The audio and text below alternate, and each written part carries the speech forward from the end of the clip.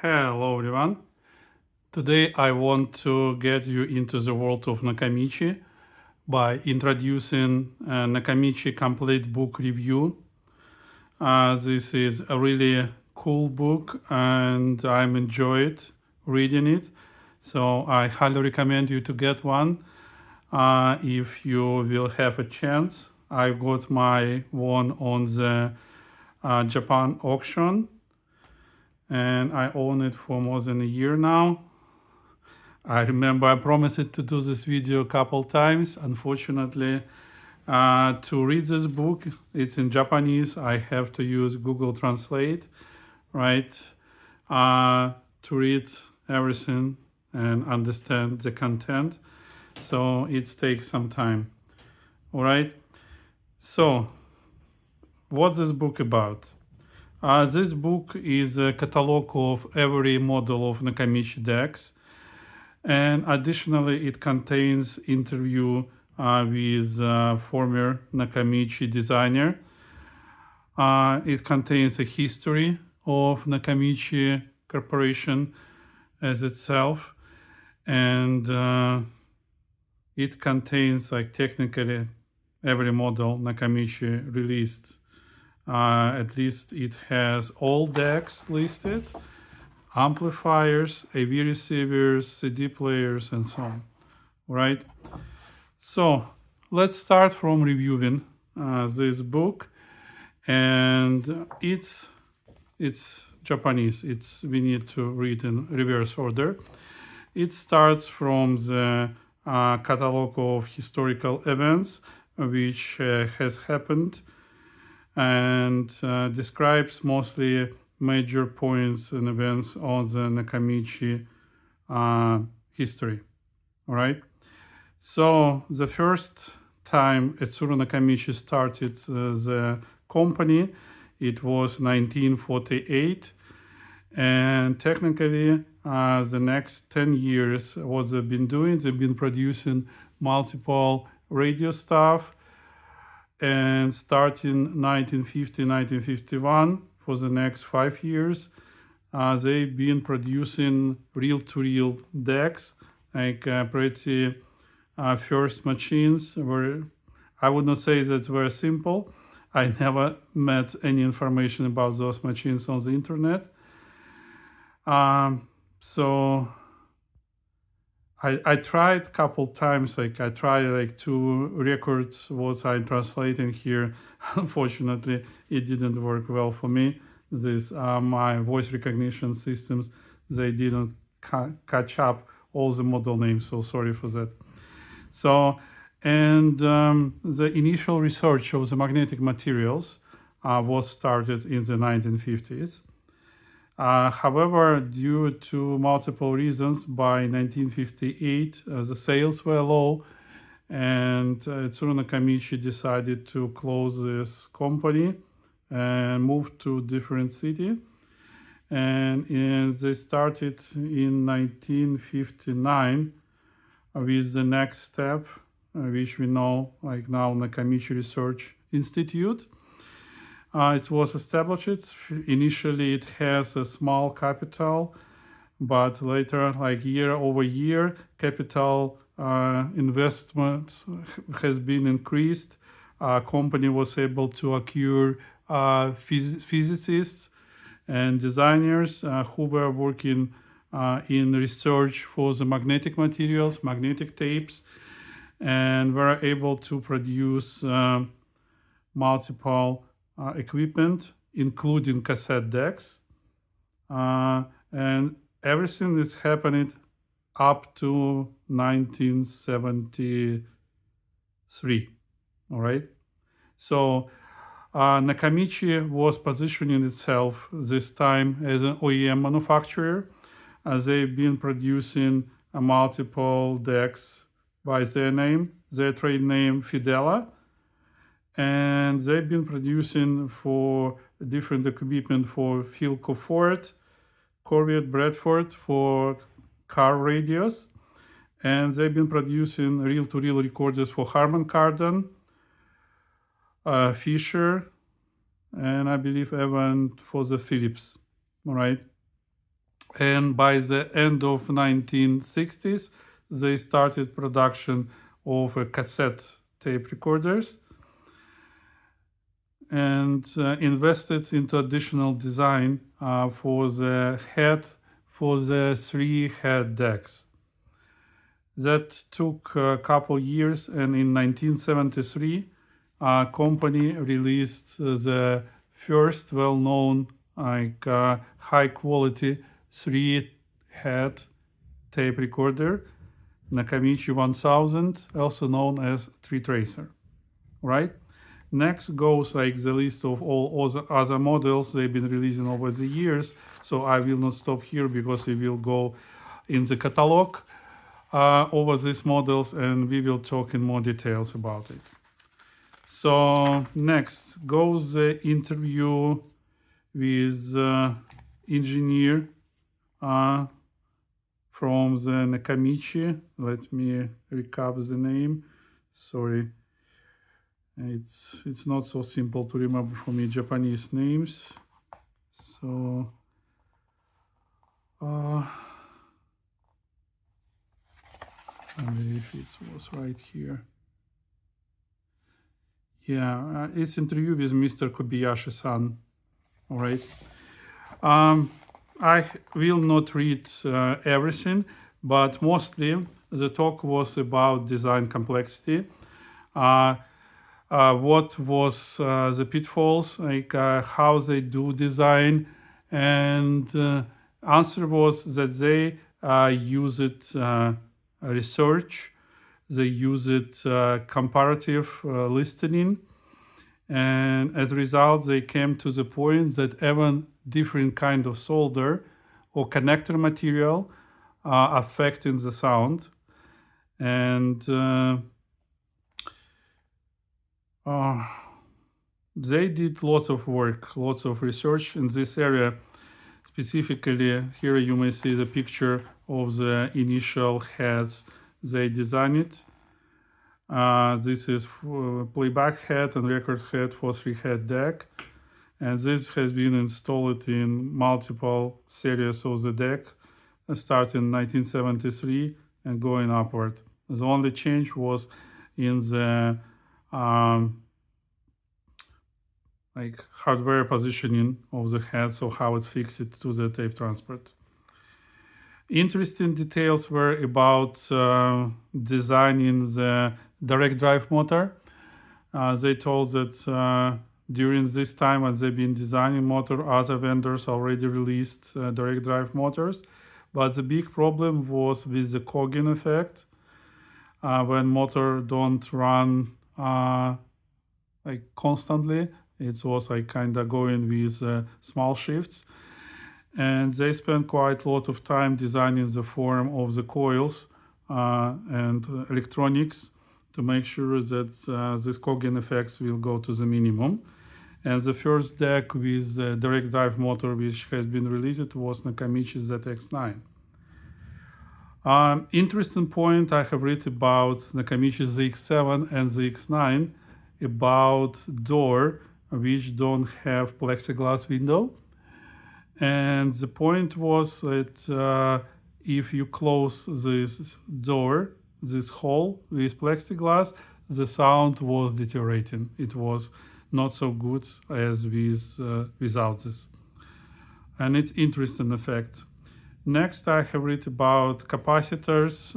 They've been trying. They told that ceramic capacitors were picking up the piezo effect from vibrations and were affecting sound as well.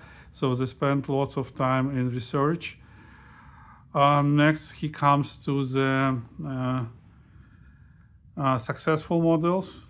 Interesting was read about Nakamichi ZX5, which was known in the rest of the world as BX300.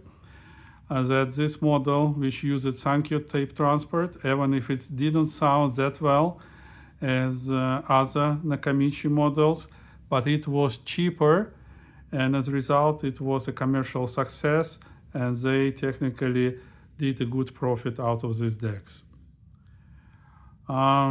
Additionally, he told about the two-head decks which has been released to keep interest to the higher-end models, because in many cases, a comparative listening was given a big favor for the three-head models, and people were buying these models. What else? He talked about different materials used for connectors, and he told they tried silver, copper, and tin-plated connectors, and he told like that if you have tin-plated connectors, technically you don't need to have like gold plating on them because they've been working really, really well. Different talk was about solder, the different kind of solder affects the sound, and specifically, how's this material in English? Like in Latin is plumbum, like in English it's lead, right? And lead affects sound significantly. Even amount of the solder on the parts is affecting the sound, so they have to experiment to get the best options. Next, he talked about why they used the parts with legs. He told that those legs were releasing stress from the parts, and as a result, like led them to have a better sound index. What else? He also talked about temperature drifts, and they've been doing research how parts and temperature affects the sound and affects the results, and they were spending quite a lot of time on this. Next, he was talking about Nakamichi 1000 ZXL and 1000 ZXL Limited in comparison to the 700 model. And between 1000 ZXL and 700 ZXL models, the only difference is the record amplifier. Okay? But the perfection which they were able to achieve in 1000 ZXL gives significantly better results on his opinion. When he talked about limited model, which had multiple parts plated with gold, and additionally there was selection of the part, he said that these decks sound more smooth and like a little bit more beautiful than the original 1000 ZXL.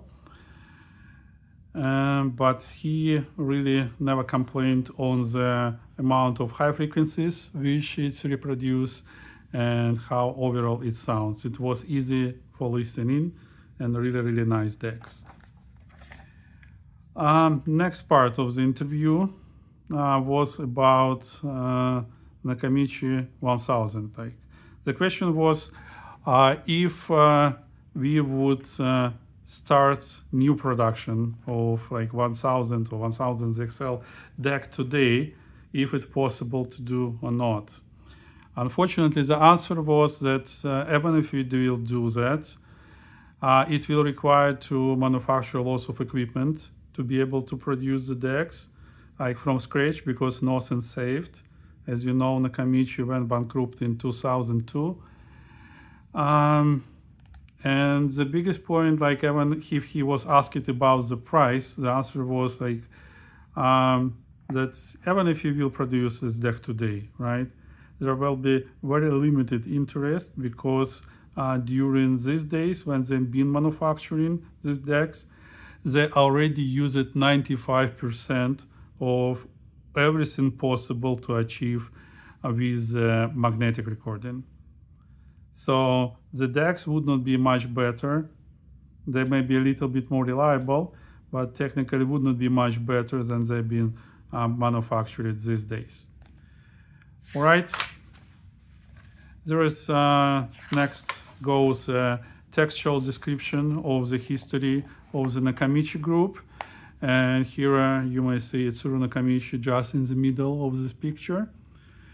And other team members, director Kei Monai, director for computers, also R&D director. Next, Director for Computer Division, Mr. Kumagai, and Director of Engineering Division, Mr. Takai, Chief Engineer, Mr. Uchikoshi, Director General Manager, Mr. Sugawara, and Director of US Operations, Mr. Akiyama.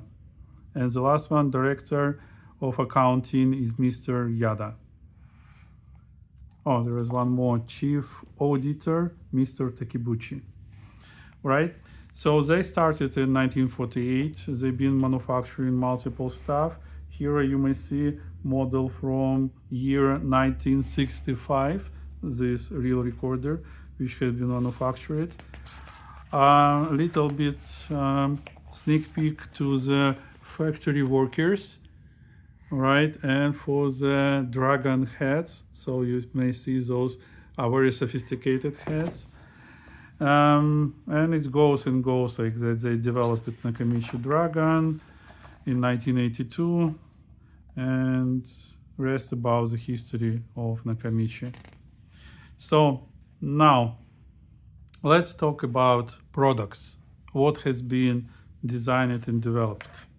So the first three-head deck we also released it in 1973. Technically, it was presented in the CS show in 1972 and released it for stores in 1973. This deck has, as you know, like perfectly designed heads with playback head having just 0.6 micron gap, which allowed to reproduce high frequencies up to 25 kilohertz. So the initial deck frequency response was from 35 kilohertz to 21 kilohertz on type 2 on SX and EX2 tapes. Like you see both. SX is normal tape and EX is chrome tape. And signal to noise ratio over 65 decibel using Dolby B. Wow and flutter under 0.05% weighted RMS, and total harmonic distortion under 1.5%. The price was 278,000 yen, which was substantial amount by these dates.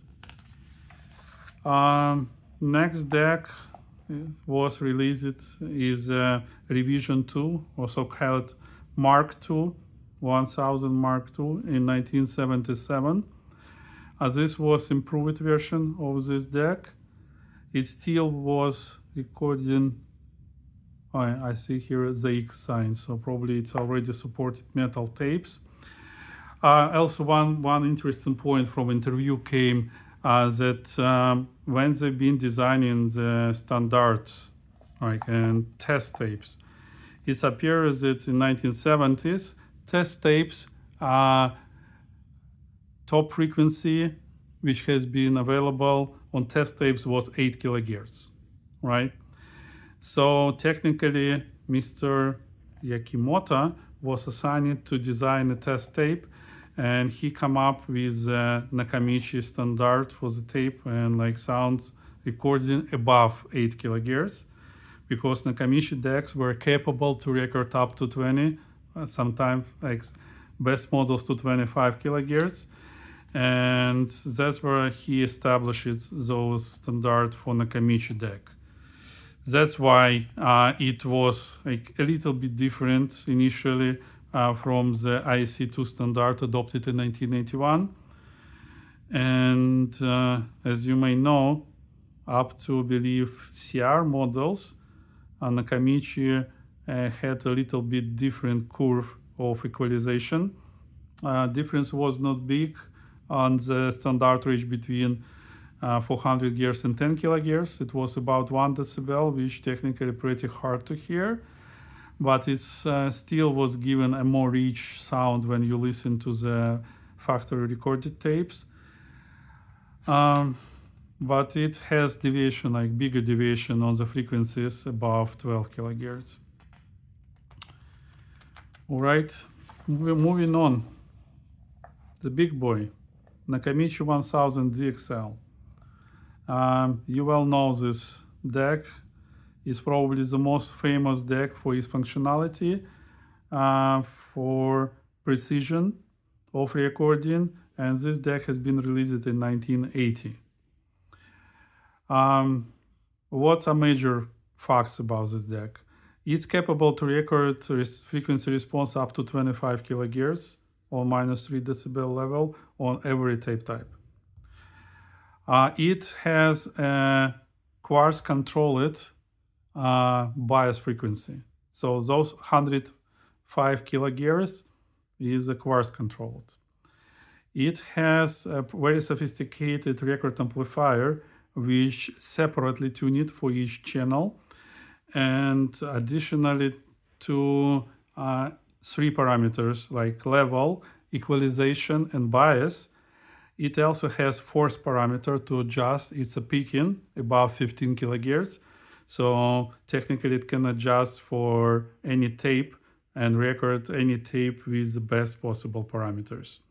So it has 4 frequencies, 4 frequency generators like 400 Hz, 2.5 kilohertz, 7.2 kilohertz, and 15 kilohertz. No, not 15, 20. This deck has top generator for 20 kilohertz.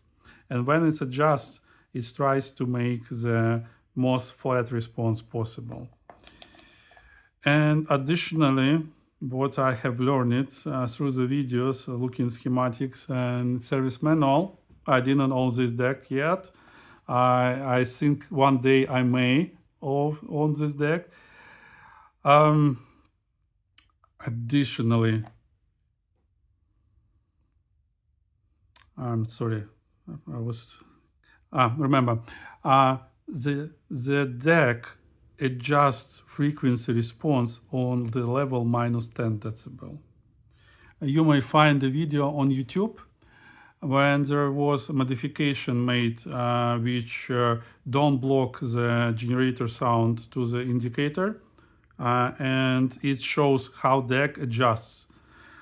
And to tell the truth, like, it's quite interesting to observe how it adjusts bias, then adjusts level to minus 10 decibel, then adjust equalization to minus 10 decibel. And it's a really impressive deck and algorithm. You may find it in the service manual. There is block diagram of the algorithm which was used. It's quite sophisticated. So that's explain why deck uses so much time to calibrate, because it's trying to adjust bias, then level, then equalization, then level, again, check if parameters not enough, it starts over, it starts again from bias. Adjusting bias, trying to adjust all parameters to match to the required flat response. And sometimes it may take up to 40 seconds.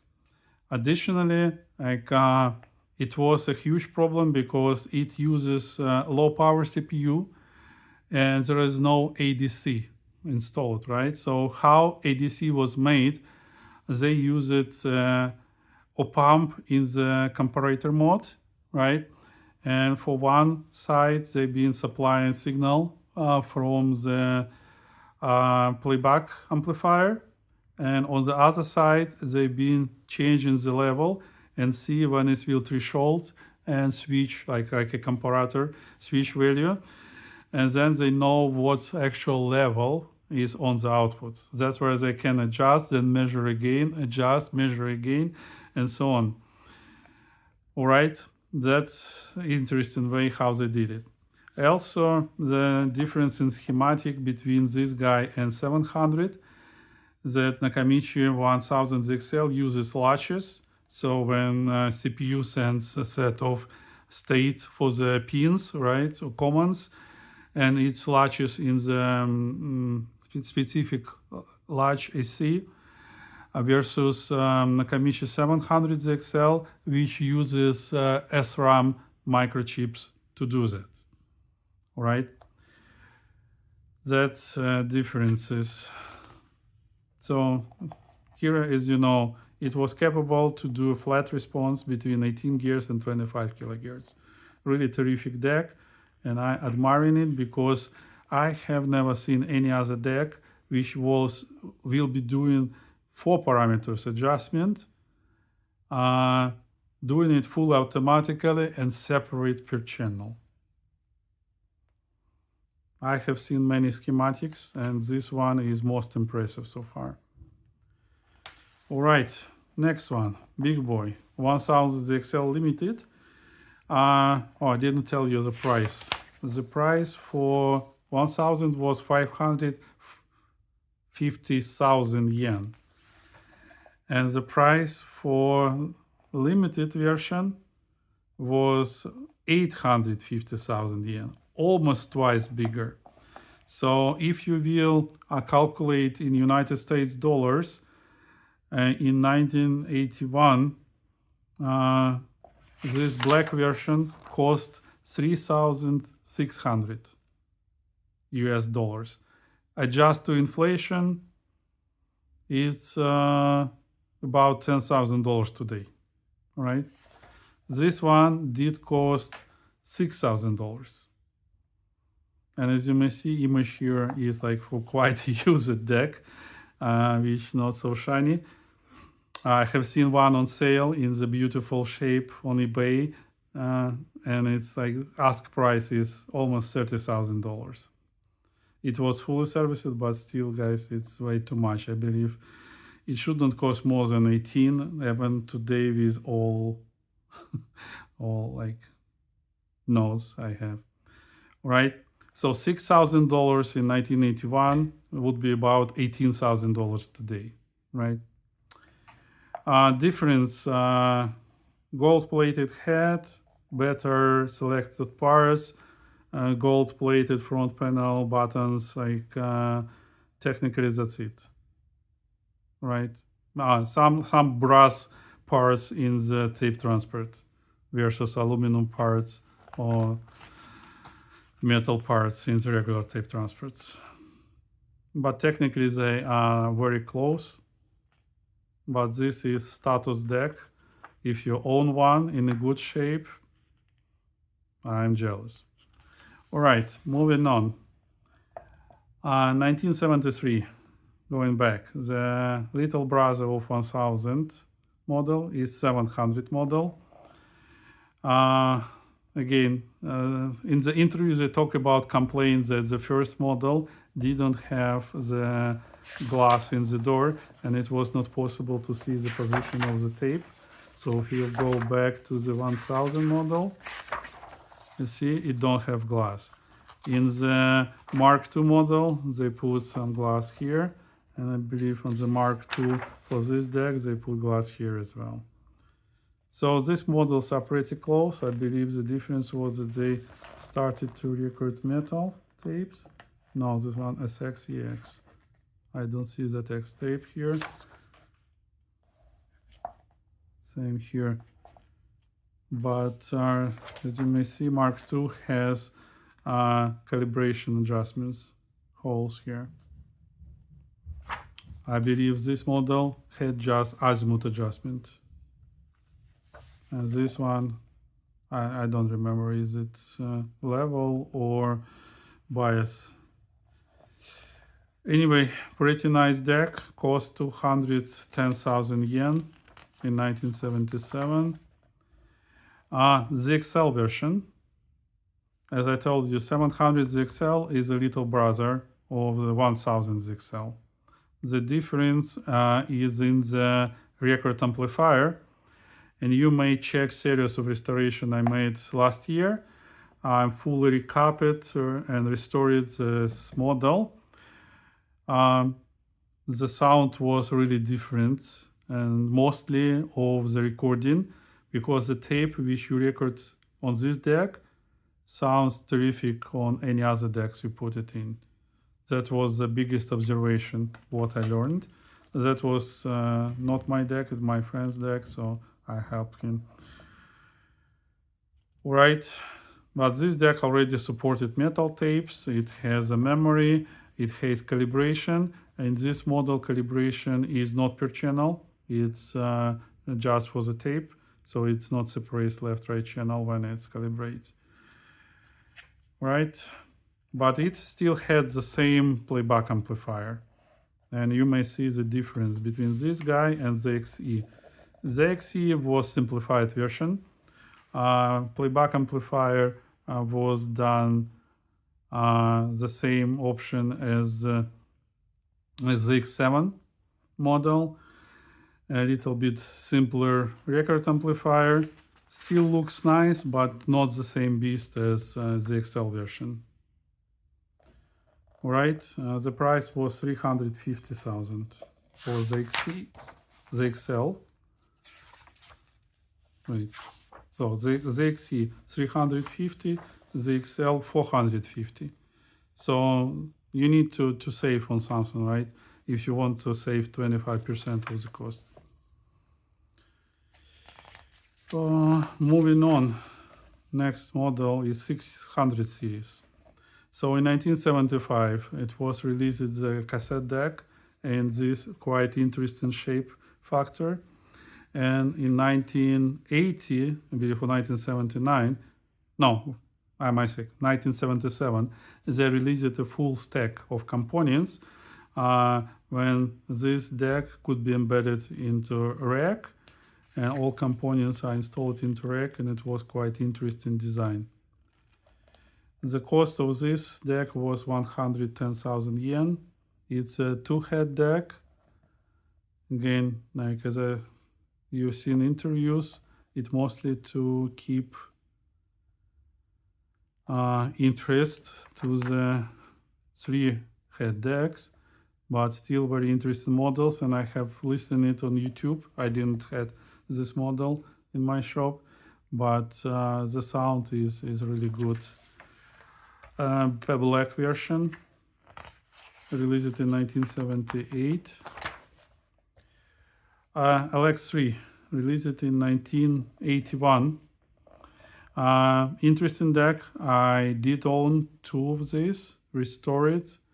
They sound good. My understanding, even like if bias is recorded well, the sound is thinner than the 600 series.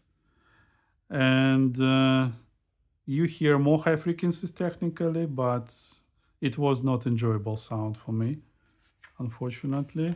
Same as LX5, right? This is three-head model.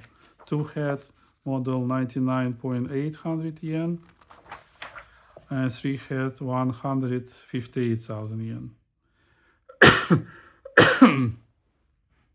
Excuse me.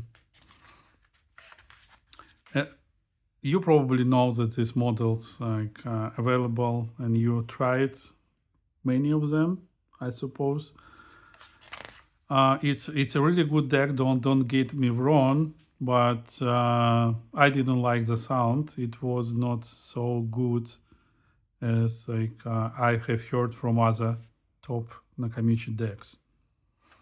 Interesting that I like the sound of 600 series. And I listened it 1000 XL on YouTube. Not in person, unfortunately, but it reminds me it's pretty the same as 600 series. Then the X7, the X9, LX5, these models, including the Dragon, it's very dry, like sound, like distilled water for me. And then they get back its NCR7 and RX 505. Like it was a huge surprise for me, because the sound became rich again. Simpler models, 1976 model 350, 1974 model 500.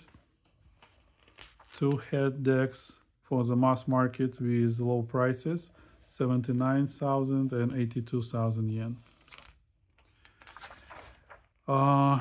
Model 550, which has a quite interesting design, as you may see.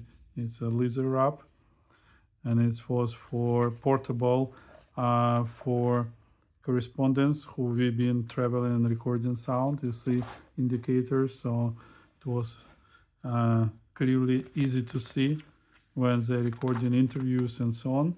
The price was increased, it's 110,000 yen. And as you may see, it's performance equivalent to stationary models, all right? Dual tracers or I expect this is two head. Yes, it's two head, one way, portable. Next, 480 model. I had this, and this was first impression on Nakamichi sound. It sounds really different from the decks in this year's released, and I admire the sound they did. It was pretty cool. I have fixed it for 482. And the difference between this series, you see 482 is the top series, 480. 480 is a two head model.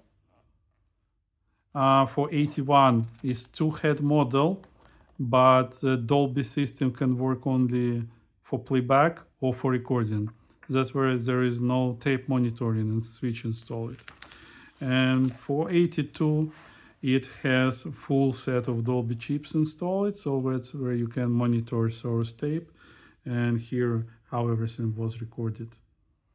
Same, like price range was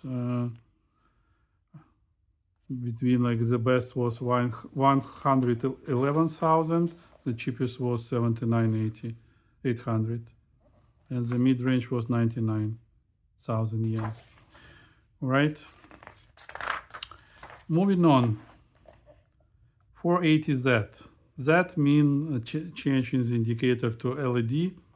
Technically, I didn't find big changes in the schematics. I was wrong. I own it 480Z. You may find it on my channel. I had it in silver color, and it looks terrific. 481Z, you see, same indicator change, but they maintain the same price. Like, no, a little bit elevated. It's 10,000 more here, 20,000 more here, really. And this one with monitoring, wow, it will jump for 20,000 yen again. Just for come from needle indicators to the LEDs, it's way too much for me. All right, moving on. It was still 1981. Additional models, 5 series. 580, right? It's two head deck, simplest out of the three. That's the big one. This series, like, significantly bigger than your Dragon. It's wider, like, and it's longer. Like, those are very big decks if you consider to buy one. You may see that this one has only two tape types, EX and SX, when for 581 and 582 has all three tape types. And this series have calibration of level and bias for every tape type. So they have a built-in generator when you can switch between 400 Hz and 15 kHz and adjust accordingly.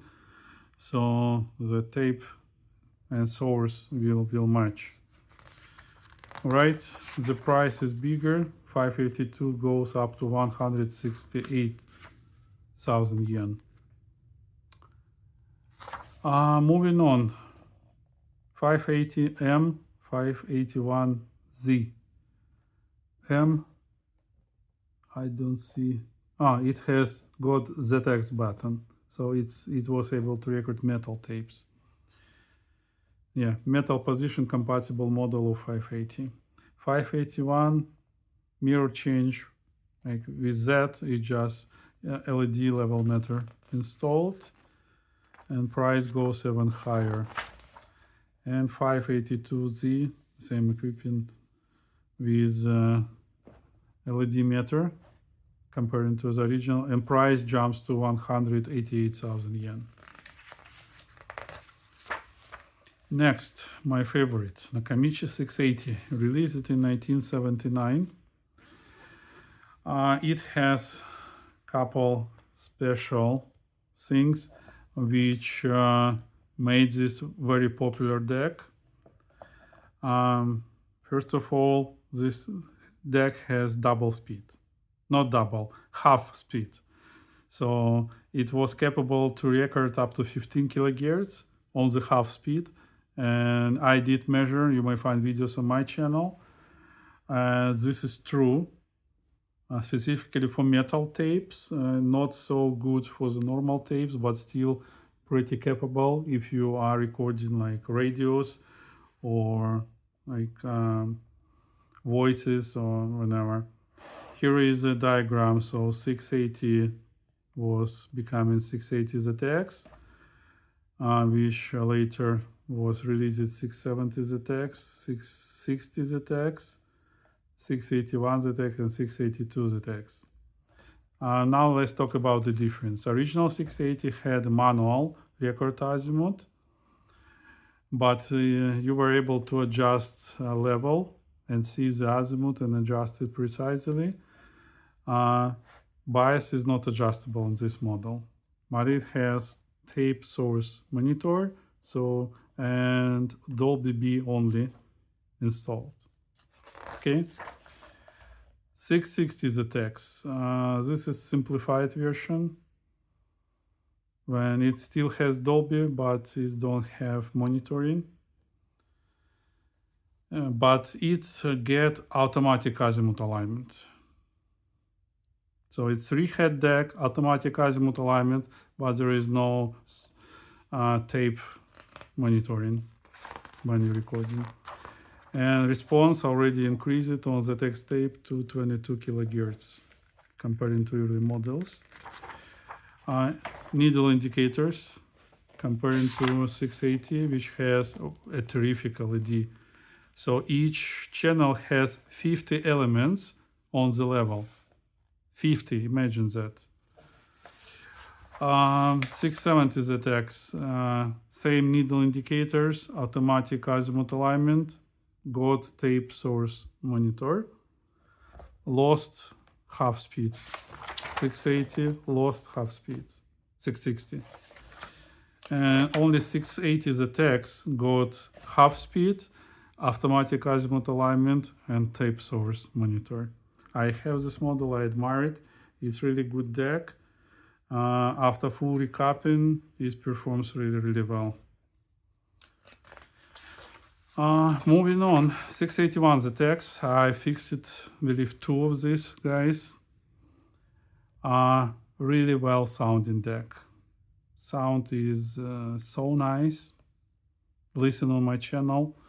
I bet you will be enjoying. Even if it doesn't have a monitor, it still have full calibration system. Azimuth, 400 gears, and 15 kilohertz. And you may adjust, you may use this tone, automatic alignment, adjust azimuth and level, 400 gears, and you may use 15 kilohertz tone to adjust bias right here. Even if it doesn't have monitoring of the tape due to limited amount of Dolby chips, but it's still pretty capable deck. The only thing that to switch this Dolby board into playback or record mode, it uses mechanical switch. It's a long one, and I recommend to clean it up for the best sound if you will be fixing this deck. Also, it got Dolby C. So that's, I believe, the first deck equipped with Dolby C in this catalog we met so far. And it's 1981. 1000 XL don't have Dolby C. It has external unit which you can connect for Dolby C compatibility. Or like even if you like to use the external DBX block module, you can do it. All right, 682 ZX. Most capable model out of 600 series. It has everything from 681 plus tape source monitor. The price was 228,000 yen. BX1, 1982. That's when Nakamichi was requested to release cheaper models to gain market share. And even if these decks had a simplified single capstan Sankyo mechanism, right? they still did sound nice, and people did buy them in the big quantities. So there are full series of this deck: BX1, one head, two head, BX2, two head with minimal improvements. Or I may be wrong. Looks like this was the first model using external manufacturing mechanics. So probably BX2, most inexpensive, but it still has Nakamichi mechanism. This BX2 uses Sankyo transport. You may find it same as BX125, another cheap model, but it was looking like BX300, and it's 1985 year when this deck was released. Next one, BX150. Interesting, this 1983, and 125 was released in 1985. Low-cost model of BX150, the last in the BX series. So BX25 was released later, but it was even cheaper, 69,000 versus 89,000 on BX150. All right, difference, still two heads, still technically the same deck, single capstan, nothing special. Next one, ZX5, which also known as BX300. Released in 1984. This one is 3-head model. It has tape monitor, it has direct drive motor, and Sankyo tape transport. I fixed one or two of these. What I didn't like much, that's lots of plastic on the front, and tape transport fixed it to the plastic, so make it a little bit flimsy. But it still sounds nice, not so good as more mature decks, but still not bad. ZX7 was released in 1982. Model with quite complex calibration mechanics, and the first layout used, which you later will know on the ZX9 and Dragon, when each tape type has a separate controls. From one side, it makes it look like a recording laboratory. From other side, it simplifies the internal connections, because you have less switches between different tape types for adjustments. What if you will find this deck today will fix? The tough is like to deoxidize these switches, because those are really get oxidized, and sometimes even like reduce quality of the sound when you switch between tape and source. So take care, clean them up, and these are really nice decks with very good parameters. As I told you, the sound of this series was different. The X7, the X9 technically the same with direct drive motor and changed playback amplifier. This playback amplifier is similar to 700 ZXL model. It uses MOSFET transistor in the playback amplifier, and as a result has reduced noise level compared to the X7, which uses BGT transistors. All right, a little bit of different Nakamichi tapes. I bet you know everything about these tapes as you are watching this video. And you may see it's simple tapes: EX, EX2, SX, SX2, ZX, and this is not market. So even if they state that it was Nakamichi Research Inc., my understanding they just used TDK tapes inside their shells, and because parameters are technically all the same. Tell me in comments if you think I'm wrong.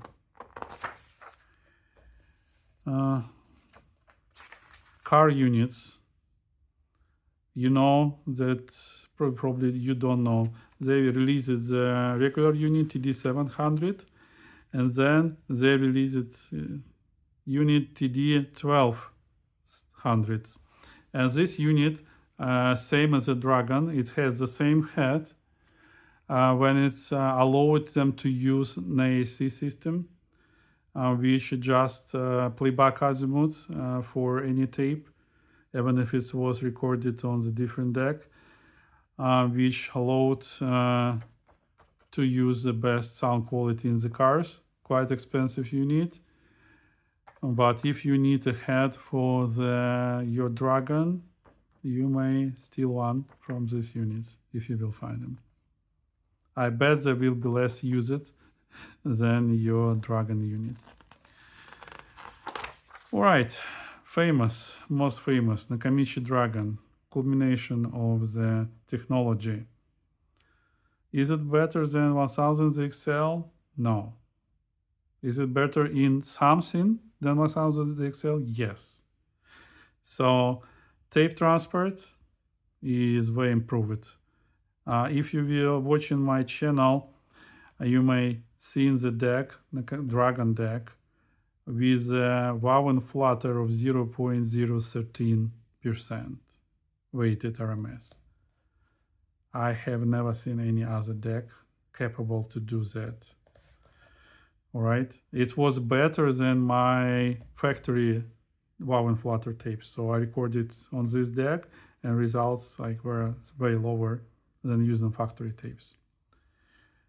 And even if you're using these tapes on the other decks, still results are quite better. So technically, Nakamichi Dragon has a couple good points. It's good tape transport. It has 2 direct drive motors, which are reversible, have reversible mode, which electronically adjustment to have a speed difference between left and right capstan to maintain tape tension. And this deck also has an IC. An IC allows, make them to produce 6-channel head, right? To be able to use the signals, compare them, and adjust head position. So it will correspond to the recorded azimuth, even if it's recorded on any other deck. It was really interesting system. It was used just by 2 companies. You may also find Marantz cassette deck, which uses the same system. It was named Marantz AAC. This is Nakamichi AAC. Technically the same layouts and same logic as in ZX7, ZX9 model, a little bit different buttons, plus reverse mode. All right, comparing to ZX9, BGT playback amplifier. So plus they had to use double coils on the right channel. So the right channel had 2 coils, 2 channels.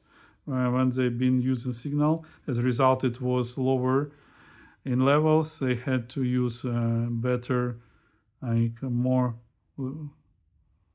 amplification levels, and as a result, I don't believe the noise was the same as the X9. Plus, the heads is unobtainium today, so check if you're buying, so the head will be good, because I've met one pretty bad one deck where I had to replace capstan bearings and adjust as much as I can for the playback head, which had already open gap. All right, what else? Technically, it just says similar things. It has Dolby C, subsonic filter, and technically a very, very good deck. But I don't like the sound. I fixed it 5 or 6 Dragons, and I would not say that I want to keep them. A little bit information about the Dragon development and design. It was very complex, very expensive deck to produce, but it was the longest manufactured deck. So manufacturing started in 1982. and it was produced up to 1993, right? Here you may see in details the specific heads. Also, they had those moving guides on each pinch roller to maintain directions. Very sophisticated. There is a head in more detail. You may find a video on my channel when I'm looking at this tape under the microscope, and it would be quite interesting video for you to watch. Now, a little bit more explanation about complexity of the design, right? BX series, ZX9, Dragon, how they did it. Interesting that when I read early about this, they've been cooperating with Akai on some models. I don't remember exactly what was that, but we will find the page here. RX series. RX 202 released in 1983. Grid deck, two-head Nakamichi Udar rotation mechanism, but technically very simple, same as BX series, like nothing special to talk about. Big RX 300, significantly improved version. It has much better schematics, but still uses two-head layout. And the culmination was Nakamichi RX 505, which has the same schematic as Nakamichi CR7, was released in 1983 and was manufactured just 1 year less than the Dragon. So Dragon was, I believe, 12 years. This was manufactured 11 years. Really great deck, very good sound, I admire it. Same as CR7. No doubt, if you will find one in good shape, go ahead. Next, CR series. Released in 1987. Two-head machine CR20. Pretty simple one, DC motor, single capstan, not too much to talk about, but cheap. Next one, CR30.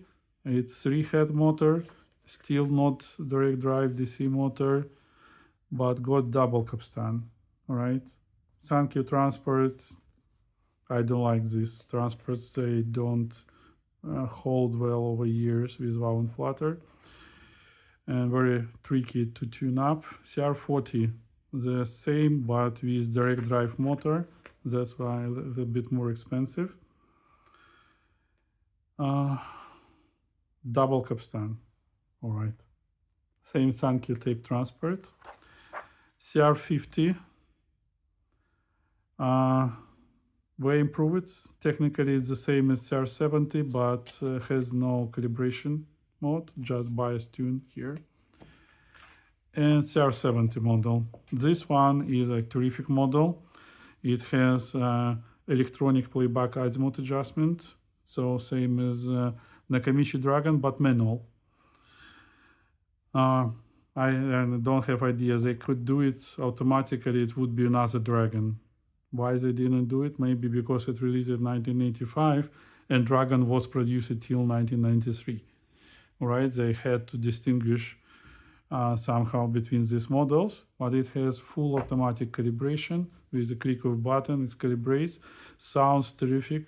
I admire the sound of this model, mostly because it uses schematic using operation amplifiers with GFET transistors on the input.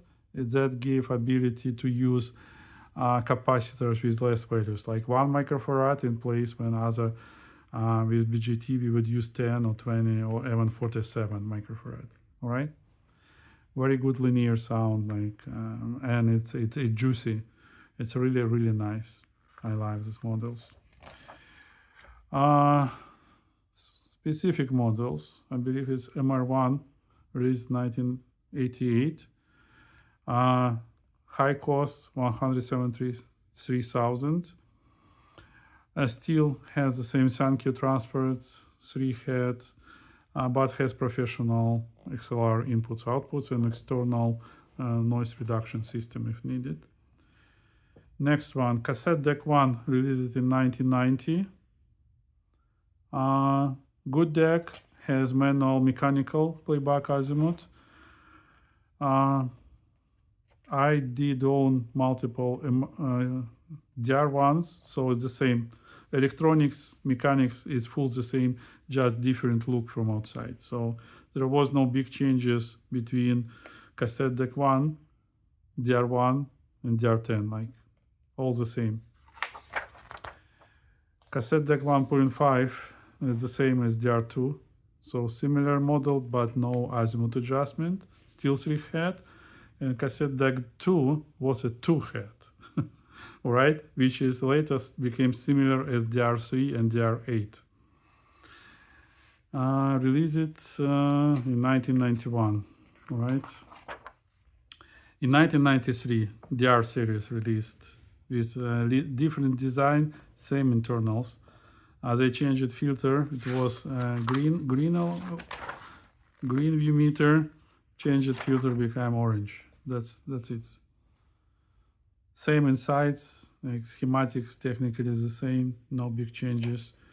Just trying to keep afloat, I believe. Same Sankyo transport, no direct drive motors, like pretty simple. Sound is good. Specifically, I'm installed the solid polymer capacitors, and it's created a super wide range on these decks. I'm thinking about if I won't do the same with my DR10. I will think more. I like how it sounds, but it's not so clear as the best decks. DR2, same as DR1, just no mechanical adjustment. DR3, 2-head. It's very similar, just 2-head.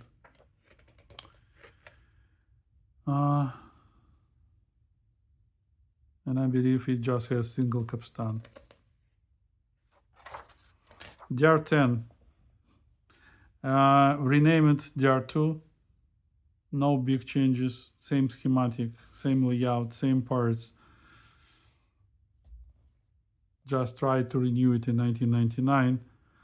The difference that Nakamichi logo is like made from, I believe, metallized material and glue it on top of the door. And DR8, I don't see it here. DR8, that was the same as DR3, right? Just as this a little bit refreshed design. The last price was 98,000 yen for DR10. I own a brand new one in the golden color. It sounds well, really, don't get me wrong. But tape transport is one what I not admire. All right, that's about cassette decks. And we are moving to the vinyl players. 1983, Dragon CT. If you ever had seen a YouTube video, you would be way surprised if you did not. Go ahead and watch YouTube videos. This deck has second stylus, which is used to measure, I'll say, inclination, like if your disc is not centered, right? And I have listened to piano music. If your disc isn't centered and you play piano music, you hear wow and flutter. It's terrible, believe me. Notes are not still like not sustainable as they go wow, wow, wow. And this mechanism with this second style measures the position, and this part has a special push mechanism, and the plate, top plate, made from glass and then rubber on top, and it's flexible and it can like move for a couple millimeters. So it measures, adjusts, unless it will be your vinyl disc will be fully centered, and that gives a really cool results. Check videos on YouTube. Extremely expensive, 400,000 yen in 1983. Nakamichi TX1000, similar model, with a little bit improved calibration mechanism. So check it up. That's a description of the design, how they get it.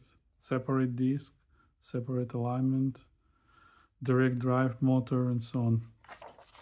That's the coils for this direct drive, how they work on it to make it smooth, and a lot of reading about it. All right, compact disc players. MBH300, V300, K300. I'm not interested in these devices, so didn't do much reading about. If you're interested, you can do it yourself. Next, 1000 series, but for digital era. Super expensive digital transports. And this is DAT transport. This one is, I believe, DAC. This one is a DAC, digital audio processor, right? Which was connecting this transport to this DAC processor to produce analog sound. All right, and this one is a CD player with the same design, very sophisticated. Music bank for 7-disc multiplay. Next, CD players MB1, MB2, 7-disc design, MB4, MB3, CD4, released in 1993, and MB10, released in 1991. So design is like a match to the DR10 I have. I have this MB10. It sounds very warm and nice, and it has analog device converter, DC converter, which is capable to do 24 bits, 96 kilohertz, 2496. However, discs are capable only playing 16 bits, 44 kilohertz. Works pretty fine, smooth, has remote control. I really like it. Couple other players. I believe this is CD player system or MS with different versions. I have never met this before, so if you will find one, you're welcome to read about. CD player 4, CD player 2, 1990. They just a match to cassette deck 1 design.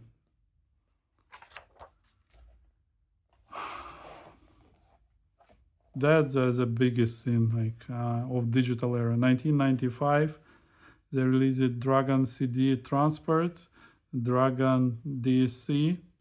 Oh, so here CD, DSC, and this PS.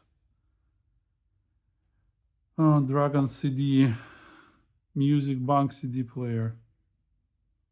6 discs multiplay format. DSC capable of convert 44 kilohertz, 48 and 32 with low distortion. The price for all those pieces is like tremendous. DSC 300,000, CD transport 450,000. It is just like way too much having to look into. DVD series. I never was interested. If you're interested, DVD 10S, DVD 15. This one I believe is single disc, and this one multi-disc player.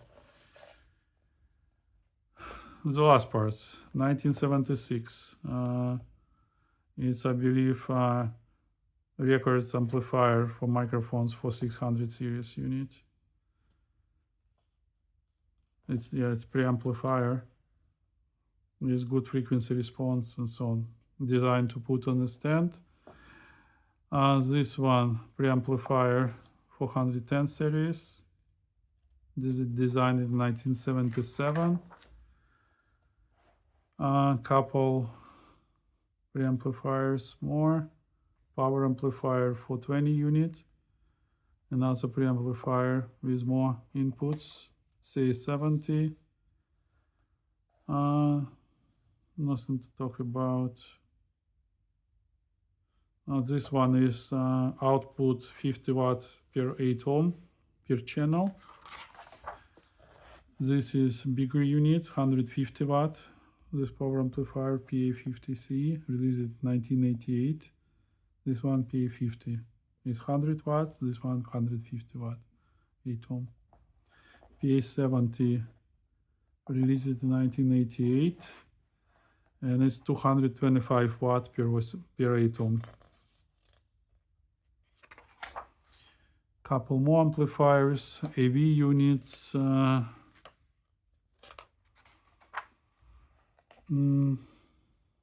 receivers. This is a receiver, you see it's a match to the 500 series decks. This one is quite interesting unit. If you will find a video on YouTube for this 730, it has quite sophisticated lighting on all control sliders below here, buttons, and position of the needle here, and the level, like everything looks really nice. All right, looks like I'm getting tired talking for a full hour, I believe. I hope you're still enjoying this video.